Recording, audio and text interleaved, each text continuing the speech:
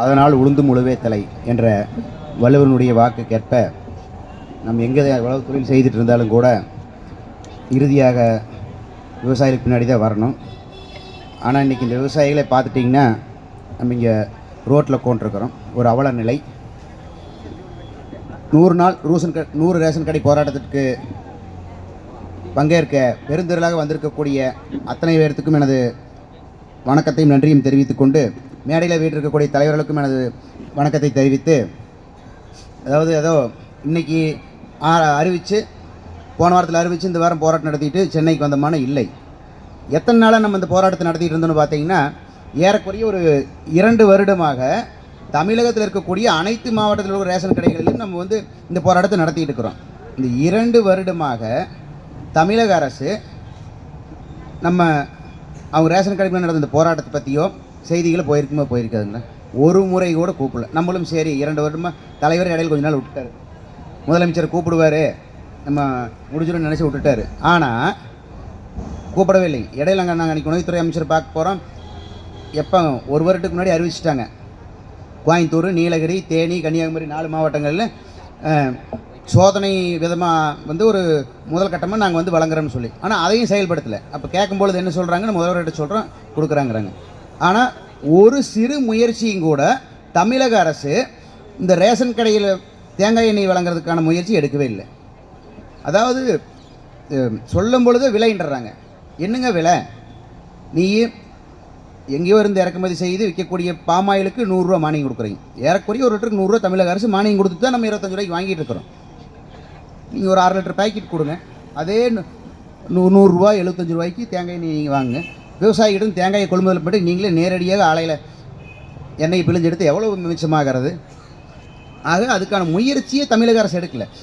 அதாவது தொடர்ந்து தென்னை விவசாயிகள் என்ன துரோகம் நம்ம செஞ்சோன்னு தெரியல.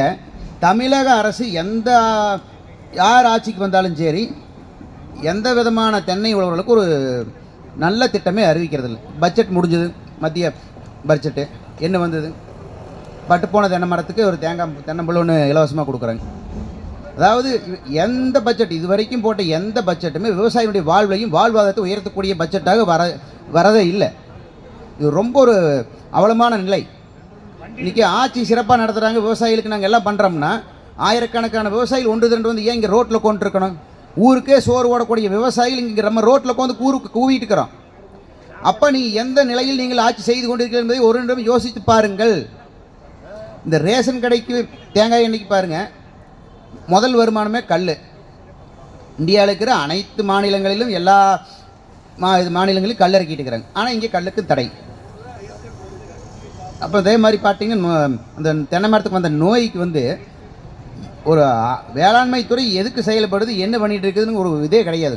அதாவது நொய்யல் கரையில் ஏறக்குறைய அந்த பெரும்பாலான தென்னை மரங்கள் சுத்தமாக காப்பிழந்து, நம்ம ஒரு 30 காய் மரத்துக்கு 40 காய் போட்டு 10 காய்க்கு அளவுக்கு நம்ம கீழே கொண்டு வந்துட்டோம். ஆனால் வேளாண்மை துறை வராங்க போகிறாங்களோ தவிர முறையான தீர்வு, முறையான ஆய்வு செய்து பண்ணுறதே இல்லை. தொடர்ந்து இதுக்காக தலைவர் திரு A.K. சண்முகையாவும் தொடர்ந்து நம்ம எல்லாம் போராட்டம் நடத்துகிறோம், அவங்களுக்கு கூட்டம் போடுறோம், கலந்துரையாடல் பண்ணுறோம்.